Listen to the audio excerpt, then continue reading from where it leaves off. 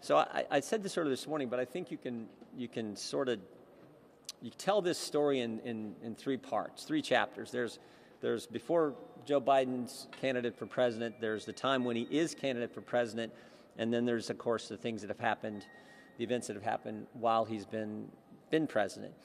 And I think today we're largely going to focus on that pre-candidate time. I call that the money, the business, the brand.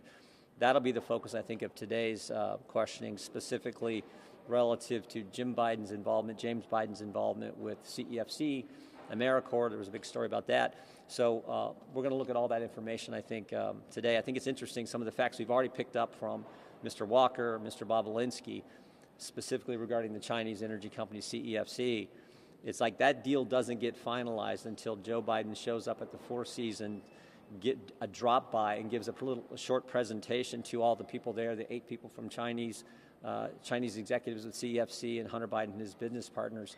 So I think we'll dig into those kind of things in today's thing. But we'll also look, some of the other information I think is important too. While Biden's candidate, you know, the lies, the campaign, the rigged election, that's the 51 former intel officials and how that played. And then, of course, there's the, while he's been president, I think that is the obstruction, the cover-up, and, of course, the sweetheart deal. Chairman Jordan, what do you make of the Smirnov indictment? Well, I mean, it is what it is, so it doesn't change the fundamental facts. There are 4 fundamental facts that Hunter Biden gets put on the board of Burisma. He's not qualified to be on the board. He gets put on that board and gets paid $1 million a year. Second, as I said, he's not qualified to be on the board. He said so himself. Third, in Dubai on December 4th, 2015, the executives at Burisma, Mr. Zolochevsky, Mr. Pizarski, specifically asked Hunter Biden, can you weigh in with D.C. and help us with the pressure we are facing from the prosecutor general in Ukraine? Hunter Biden makes a call. Devin Archer told us he made a call to his dad, to Joe Biden.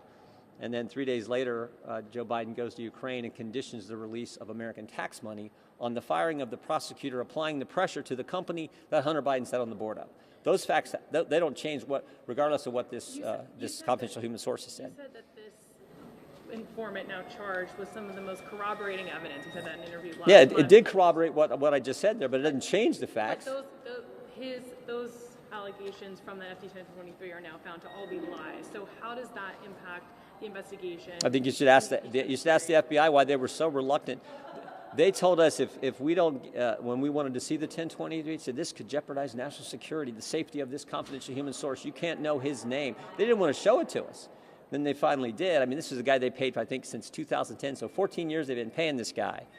And he's a trusted source, and now we find out. Plus, I think there's sort of the, you know, when Christopher Steele lied to the FBI about President Trump, he gets paid more.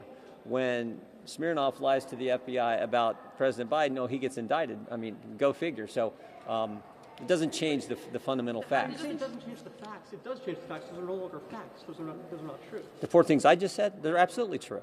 But Did Hunter Biden get put on the board of Burisma? Yes. Was he paid $1 million a year? Yes. Did Joe Biden condition the release of tax money for the firing of the prosecutor who was applying the pressure? Yes. All 4 of those things are facts, absolutely, regardless of what the confidential human source may or may not have said. What do you make of Smirnov's connections to Russians, high-level Russian intelligence? We'll find out. That's obviously. David Weiss, the special counsel, said he may be trying to influence this year's presidential election. I will tell you this: when Scott Brady, U.S. attorney in Pittsburgh, when we talked to him, he had actually checked out the confidential human source, where he traveled to, when he traveled to, and said that he felt he had the indicia of credibility. David Weiss thinks otherwise, and they've indicted him. We'll have to see. Do you expect Jim Biden to be candid today? I mean, do you think you're going to We'll see. I mean, Rob Walker, when we asked him who you know, the email that he's copied on 10% for the big guy, we asked him who's the big guy. He says, I don't know.